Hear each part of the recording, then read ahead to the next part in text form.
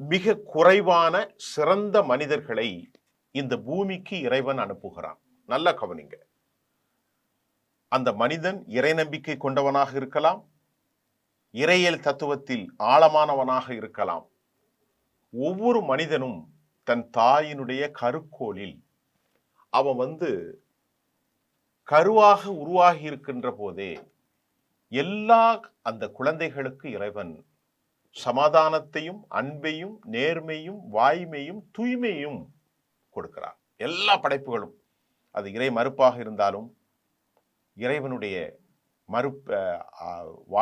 நெறியை நிராகரித்தாலும் நேர்மை வாய்மை தூய்மை இறைவன் படைப்பில் சில குறைந்த மனிதர்களுக்கு இந்த உயர்ந்த குணங்கள் இருக்கிறது. அந்த உயர்ந்த குணங்களை அந்த உயர்ந்த குணங்களுக்கு சொந்தக்காரர் மிகச்சிறந்த மாமனிதர் நாங்கள் உள்ளங்களெல்லாம் நினைக்கக்கூடிய ஐயா காமராசர் அவர்களுடைய வாழ்க்கை பயணம் நான் தொடர்ந்து பேசுறது மட்டும் இல்லை, தனிப்பட்ட முறையில் என்னுடைய வாழ்க்கையில் மிகப்பெரிய இன்ஸ்பிரேஷன் பெருந்தலைவர் காமராஜர் அவர்கள். பெருந்தலைவர் காமராசர் அவர்கள் யார்? காமராஜர் என்றாலே நேர்மை, உண்மை, வாய்மை, அறம், சத்தியம், உழைப்பு, கல்வி, சமாதானம், அஹிம்சை, பொதுநல நோக்கு, மதச்சார்பற்ற தன்மை, உழைப்பு, எக்ஸெட்ரா எக்ஸெட்ரா சொல்லிக்கிட்டே போகலாம். இதுதான் காமராசர். அவருடைய மரணத்துக்கு பின்பு இத்தனை வருஷம் ஆயிட்டு யாராவது அவரை குறித்து ஒரு ஆதாரமான செய்திகளை சொல்லட்டுமே. காமராசர் பொது சொத்தை காவு கொண்டார். காமராசர் அரசு பதவிகளை தவறாக பயன்படுத்தினார். காமராசர் காவல்துறை மற்றும் அரசு ஏஜென்சிகளை தன் சுயநலத்துக்காக பயன்படுத்தினார். அவர் இத்தனை ஆயிரக்கணக்கான நூற்றுக்கணக்கான லட்சக்கணக்கான கோடிகளை அவர் பொது சொத்திலிருந்து தனதாக்கி கொண்டார். சொல்லுங்க முடியுமா? காமராசர் எங்காவது ஒழுக்கம் தவறி நடந்தார்? சொல்லுங்க. காமராஜர் தன் வேண்டிய குடும்பத்திற்கும் தன் சகோதரருக்கும் தன் இனத்திற்கும் சகாயம் செய்தார்.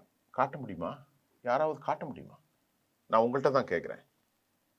அதனால தான் நான் ஏற்கனவே சொன்னேன், உலகத்துல டிக்ஷனரின்னு ஒண்ணு இருக்கு, அதுல உண்மை அப்படின்னு போட்டா அதுக்கு பேர் காமராஜன் வைக்கணும்.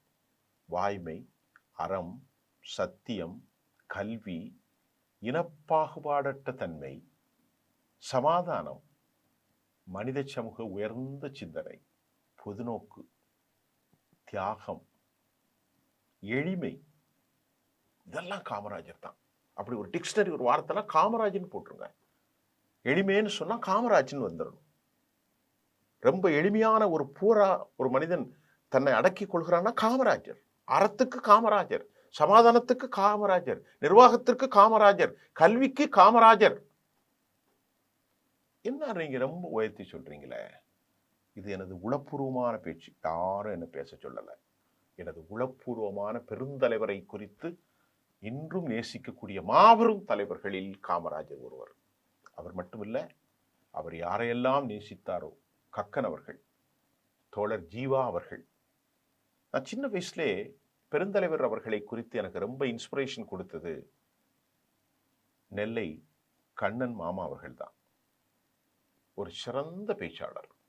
அவருடைய பேச்சுக்களை பரமணி நேரம் பெருந்தலைவரை குறித்து நான் கேட்டுக்கொண்டே இருந்த எனது உள்ளத்தில் மட்டுமல்ல, எனது பிள்ளைகளுக்கும் பெருந்தலைவரை குறித்து நான் சொல்லி சொல்லி இன்றைக்கு அவர்களும் கூட காமராஜரை போன்று நாங்கள் ஆள வேண்டும், வாழ வேண்டும் என்று சொல்லுகிற அளவிற்கு இந்திய அரசியலில் ஒரு ஒப்பற்ற மாபெரும் தலைவர் பெருந்தலைவர் காமராசர்.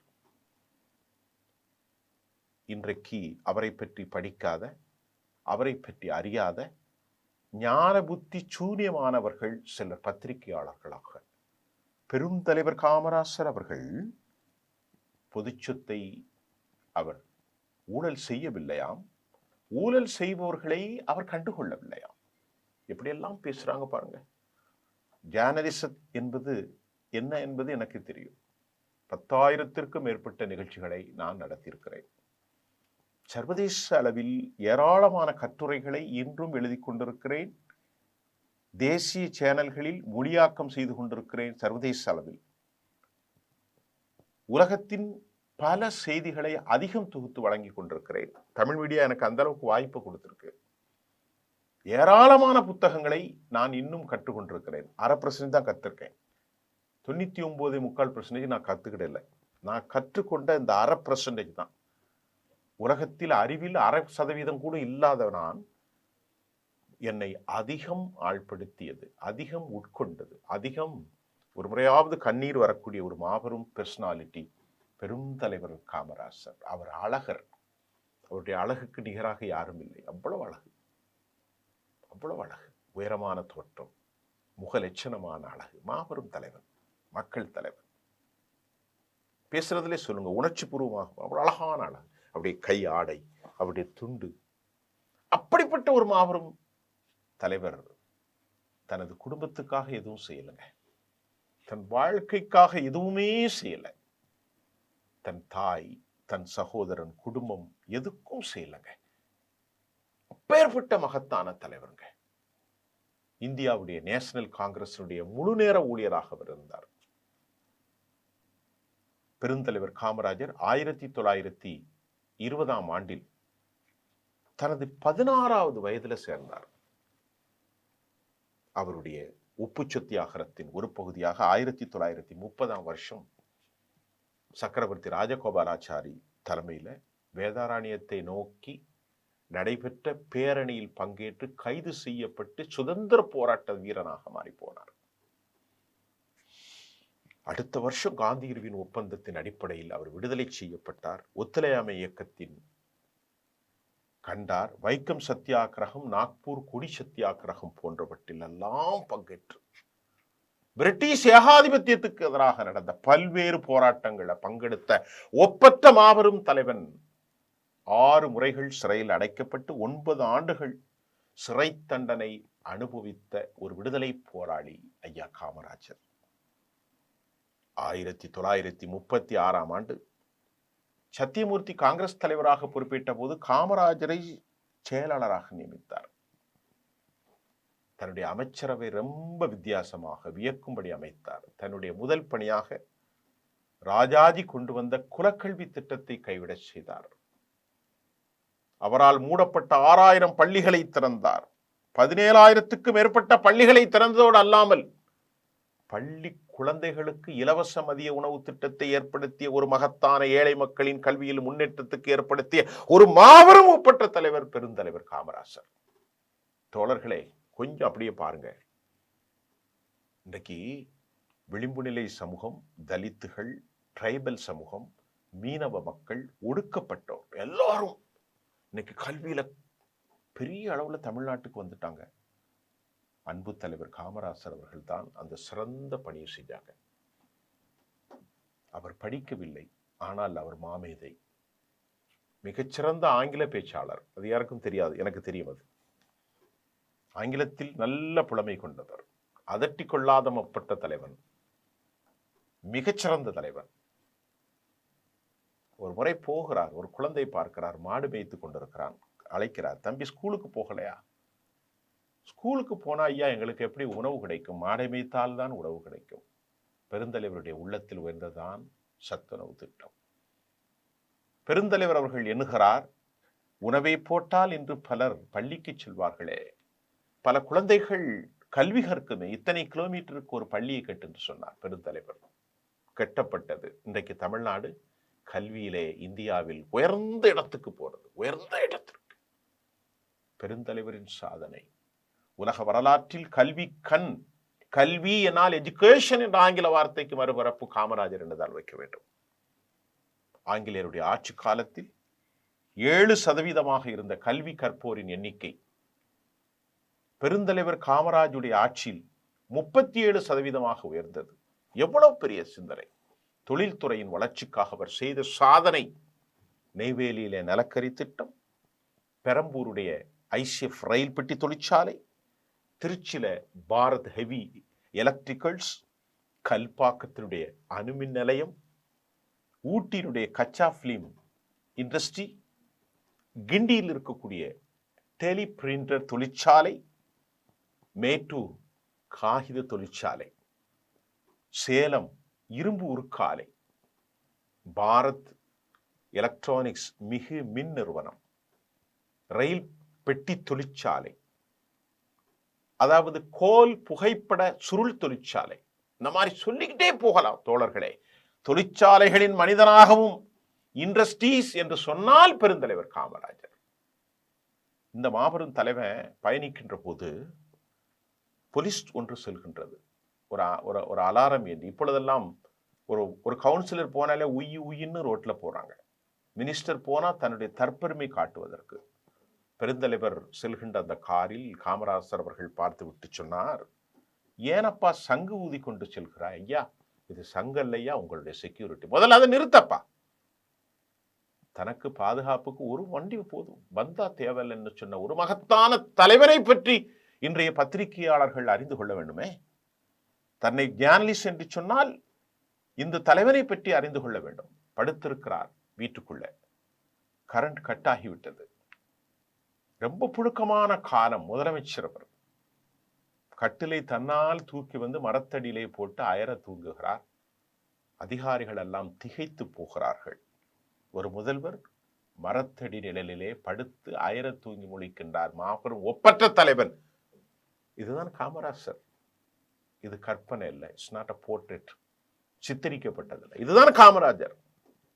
கட்சியின் மூத்த தலைவர்கள் பதவிகளை எல்லாம் இளைஞர்களிடத்தில் கொடுத்துட்டு கட்சி பணியாற்ற வேண்டும் என்ற இவரது கொள்கையை அன்றைய பிரைம் மினிஸ்டர் நேரு செயல்படுத்த விரும்பினாருங்க. அவ்வளவு பெரிய தலைவர். கே பிளான் என்ற சிறப்பினை பெற்றது. அந்த பிளானுக்கு பேர் இந்தியாவுடைய பிரதமரை தேர்ந்தெடுக்கும் தேசிய அரசியலில் முக்கியத்துவம் பெற்றவராக விளங்கினார். மட்டுமல்ல, அவர் நினைத்திருந்தால் பிரதமராக இருப்பார். அவர் பிரதமராக ஆகவில்லை. அன்னை இந்திராவை பிரதமராக ஆக்கினார். அடுத்து பிரதமராக வருவதற்கு சகல தகுதிகளும் கொண்ட இந்த எளிமையான அறிவு ஞானி பதவிக்கு எப்போதும் ஆசைப்பட்டதில்லை. அதை பயன்படுத்தி மக்களுக்கு நலன்தான் செய்தார். ஒரு முறை பெருந்தலைவர் காமராஜர் விருதுநகருக்கு செல்கிறார். வயசான அந்த அம்மா சிறு வயதில் கணவனை இழந்தவ. ஐயா காமராசா, ஒரு பிடி சாப்பிட்டு போயா என் கையாலன்னு கேட்கிறாங்க அந்த தாய். உனக்கு நான் எப்போ வந்தாலும் சாப்பிடணும், எவ்வளவு வேலை இருக்கு அப்படின்னு சொல்லிட்டு திரும்பி பார்க்கிறார் பெரியவர் காமராஜர். அங்க பார்த்தா ஒரு சின்ன பைப்பு மாட்டி இருக்கிறது. வழக்கத்துக்கு மாறாக அது அந்த கிழவிக்கு பஞ்சாயத்து ஊழியர்கள் செய்து கொடுத்த ஒரு சின்ன சகாயம். அது சகாயம் அல்ல, சின்னதை வச்சாங்க. காமராஜருக்கு வந்ததே கோபம். இதை யார் மாற்றினது என்று கேட்டார். உனக்கு இதான் வேலையா? காமராஜ் அம்மா என்ன வீட்டுக்குள்ள வந்து கிளவிக்கு வச்சு கொடுப்பியா? உடனே களத்தினார். இதுதான் காமராஜர். ஒரு சின்ன பைப், வயசான கிழவி, முதலமைச்சர் அம்மா படுத்த படுக்கையா இருக்க, நடக்க முடியாது.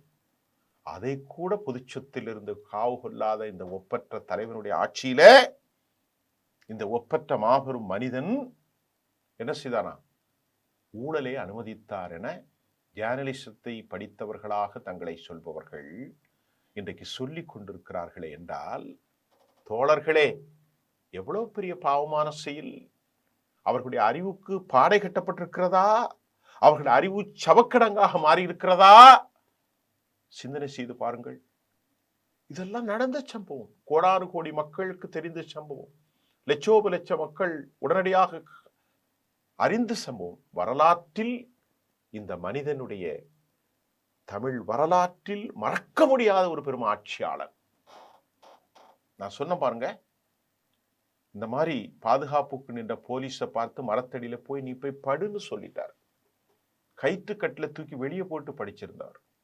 தூங்கி போயிட்டாருங்க. இவ்வளவு பெரிய எளிமையான மனிதருங்க காமராஜர் அவர்கள். முதல்வராக இருந்தபோது ஒரு மதிய வேலை சுற்றுப்பயணம் சென்று கொண்டிருந்த போதுதான் இந்த வயல்வெளியில நான் உங்களுக்கு சொன்னேன், ஒரு சிறுவன் மாடு மேய்த்து கொண்டிருந்தான். அந்த மாடு மேய்த்து கொண்டிருப்பதை பார்த்துதான் காரை நிறுத்தி அவர் கேட்டுத்தான் அவன் பசியால் அவன் பள்ளிக்கு செல்லவில்லை என்பதை அறிந்த ஐயா அவர்கள் இன்று பள்ளிக்கூடத்துக்கு போனா சோறு கிடைப்பதற்காக மாடு மேய்த்தால் தான் எனக்கு சோறு என்று கூறினான். இந்த செய்திதான் சத்துணவு திட்டமாக மிளிரியது என்று சொன்னேன். இன்றைக்கு அதை எம்ஜிஆர் அவர்கள் கொண்டு வந்து இன்றைக்கு எந்த ஒரு அரசு வந்தாலும் சத்துணவு திட்டத்தை மாற்ற முடியாதுங்க. அவ்வளவு கல்வி கண். இன்னைக்கு எல்லா குழந்தைகளும் படிச்சாங்க. இன்னைக்கு ஆர்டிபிஷியல் இன்டெலிஜென்ஸ்ல தமிழ்நாட்டிலிருந்து போகுதுன்னா அது காமராசர்.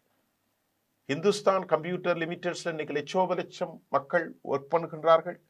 இன்னைக்கு எவ்வளவு அணைகள், இன்றைக்கு எவ்வளவு பெரிய கல்வி கூடங்கள், இன்றைக்கு எல்லா சாலைகள், எல்லா விதத்திலும் இந்த மாமனிதனுடைய பிடி இல்லாமல் இருக்காது. 1936 இவருடைய வகுத்த பதவியை பாருங்க. காங்கிரஸ் கட்சியினுடைய செயலாளர், 1937 எம்எல்ஏ, 1940 54 வரை தமிழ்நாடு காங்கிரஸ் கட்சியினுடைய தலைவர், 1941 விருதுநகர் நகராட்சி தலைவர், 46 எம்எல்ஏ, 47 அகில இந்திய காங்கிரஸ் கட்சியினுடைய உறுப்பினர், 1949 காங்கிரஸ் காரிய கமிட்டி உறுப்பினர், 1952 எம்பி, 1954 63 வரை தமிழ்நாட்டு முதல்வர், 63 67 வரை அகில இந்திய காங்கிரஸ் கட்சியின் தலைவர், 1969 71 எம்பி பொறுப்பு வகித்த காமராஜர், 1972 தாமிரபத்திர விருதும் 76 பாரத ரத்னா விருதும் பெற்ற மாபெரும் காந்தியடிகளின் பிறந்த நாளான அக்டோபர்ல அவர் மரணிக்கும் வரை இந்த உலகத்திற்கும் இந்த தமிழ்நாடு சட்டமன்றத்திற்கும் மக்களுக்கும் அவர் செய்யாத தொண்டில்ல தோழர்களே.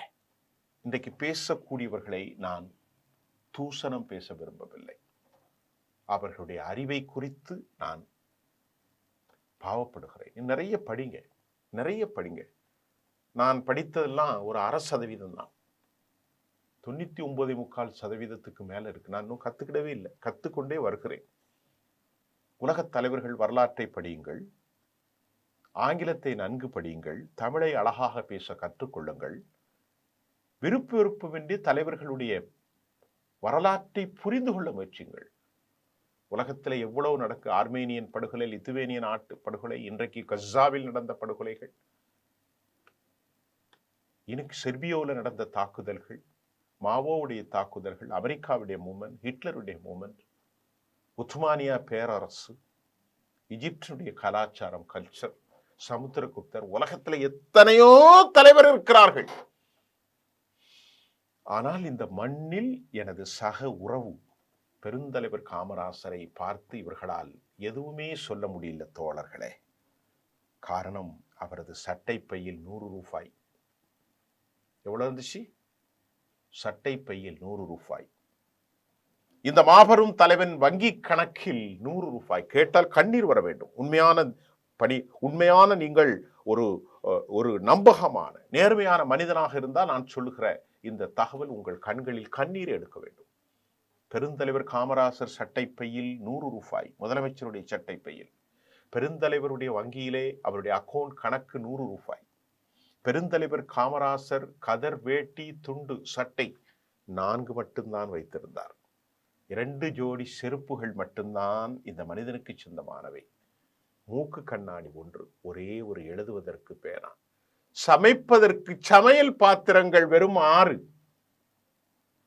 சொன்னார்கள் அன்று திமுக தலைவர்கள்.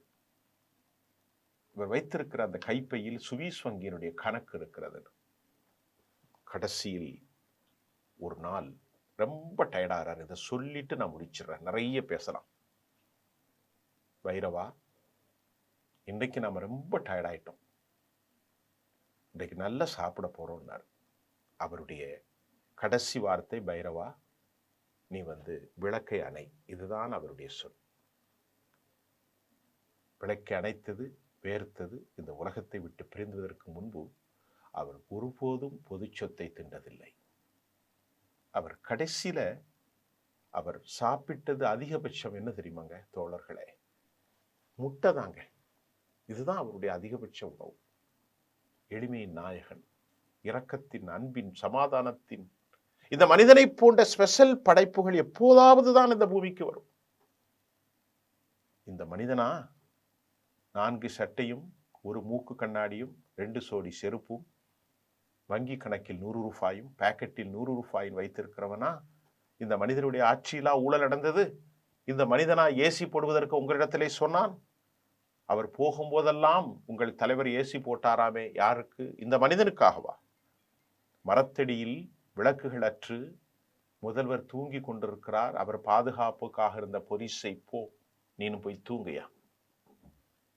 இன்னைக்கு பகட்டாக பௌசியாக அலைவதற்கு கார்களிலே வருவதற்கு 2 மணி நேரத்திற்கு முன்பே சாலைகளில் போலீசார் அடக்குமுறை. கர்ப்பிணிகள் பயணிக்க முடியவில்லை, ஆம்புலன்ஸ் போக முடியவில்லை, தடை உத்தரவு. முதல்வர் வருகிறார், அமைச்சர் வருகிறார். செல்கின்ற போது பாதுகாப்புக்காக ஒரு சின்ன வண்டி, அந்த காரத்தில் ஸ்டீப்பு கார் என்று சொல்வார்கள். இதிலே ஒரு நீண்ட தொப்பி அணிந்த போலீஸ் வாகனம் உய் உய் என்று வருகிற. சங்கு ஊதுகிறாயா? நான் உயிரோடு தான் இருக்கிறேன் காமராஜ், போயா எடுத்துட்டு போ. ஐயா உங்களுக்கு பாதுகாப்பு வேண்டாம், எடுத்து போ. மக்கள் பணியில் இந்த காமராஜருக்கு தேவையில்லை, ஒரு வண்டி மட்டும் வாயா. எவ்வளவு இனிமை, எவ்வளவு இனிமை, எவ்வளவு இனிமை. எதுவுமே இல்லை, ஒரே ஒரு முட்டை 30 காசு 20 காசு 10 காசுக்கு வாங்கி, அதுதான் அவருடைய கடைசி உணவு. இறந்து போன பிறகு சொன்னார்கள், இந்த மாபெரும் மனிதனை விமர்சிக்க வார்த்தைகள் இல்லை, ஊழல் இல்லை, ஒழுக்கக்கேடுகள் இல்லை, உறவுகளுக்கு சகாயம் பண்ணவில்லை, கோடானு கோடிகளை அவர் தனது டெபாசிட்டில் யாருக்காகவும் எடுத்து வைக்கவில்லை. தியாகம், அறம், அன்பு, அகிம்சை, சமாதானம், சத்தியம், தேசப்பற்று, ஒழுக்கம், இதுவே காமராஜர். கடைசியில் எதுவுமே விசாரிக்க முடியலையே, எதுவுமே இவனை விமர்சனம் செய்ய முடியல. அதற்காக அவருடைய உருவ கேலி செய்தார்கள். அவர் எவ்வளவு அழகான மனிதர் தெரியுமா? எங்களுக்கெல்லாம் அவர் பெரிய கதாநாயகன், ரொம்ப அழகானவர், முகலட்சணமானவர். அவருடைய உயரம், அவர் அணிந்திருக்கிற அந்த மிடுப்பான அந்த உடை எங்களை எல்லாம் கவரும், இன்றும் கவர்ந்து கொண்டுதான் இருக்கிறது தோழர்களே. அவர் வாழும் காலத்தில் நாம் இல்லை. இன்றும் கூட இந்த மாபெரும் தலைவனை கண்டு நான் வியந்து நிற்கிறேன். வரும் வாரிசுகளுக்கும் நீங்கள் இந்த மாபெரும் தலைவனை போன்று ஒரு அரசாட்சி கொடுங்கள். பொதுப்பணத்தை காவு கொள்ளாதீர்கள், ஒழுக்கக்கேடாக நடக்காதீர்கள், அறிவியலுக்கு முரண்பட்ட எந்த செய்தியும் சொல்லாதீர்கள், சமத்துவமான ஒரு சமூகத்தை உருவாக்குங்கள். தியாகம், இந்த நாட்டுக்கு தியாகி, இந்த நாட்டுக்காக அனைத்தையும் செய்த வாழ்நாளில் பிறந்தான், வெந்ததை திண்டு விதி வந்தால் சாதலை மேல் இண்டாமல், எதற்காக படைக்கப்பட்டமோ அந்த நோக்கத்தை அடைந்து எளிமையோடு தன் இணை செயலாளரிடத்திலே கரண்டை அணைத்து செல்கிறார். அப்போது கூட தொந்தரவு கொடுக்கல. இவருக்காக எந்த ஒரு ஆம்புலன்ஸும் ஒழிக்கவில்லை, இவருக்காக எந்த மருத்துவமனையும் பார்க்கவில்லை. விளக்கை அணைத்து செல் வந்தார். அவசரமாக ஐயாவுடைய உடலில் வேர்த்து கொட்டியது. கையை வைத்து பார்த்தார், ஐயா நம்மை விட்டு பிரித்து விட்டார். அதிலும் இரக்கத்தோடு அவர் ஆன்மா இந்த உலகத்தை விட்டு பிரித்தது.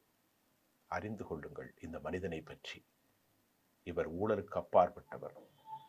படித்துக் கொள்ளுங்கள் பத்திரிகையாளர்களே, தெரிந்து கொள்ளுங்கள், வெக்கி தலைகுனிங்கள். யாரை பற்றி என்ன புகார் சொன்னோம் என்பதற்காக நீங்கள் வெட்கி தலைகுனிய வேண்டும். கற்றுக்கொள்ள முயற்சியுங்கள், இன்னும் அதிகம் ஓடுங்கள். கற்றுக்கொண்டே உங்களை ஜேர்னலிஸ்டர்களாக, தத்துவார்த்தவாதிகளாக, பத்திரிகையாளர்களாக நீங்கள் உங்களை அழகுபடுத்துங்கள். இல்லை என்றால் அவமானத்திற்கு இந்த உலகம் உங்களை ஆட்படுத்திவிடும் என்பதே இந்த சிறியவனின் பார்வை. நன்றி, மீண்டும் சந்திப்போம்.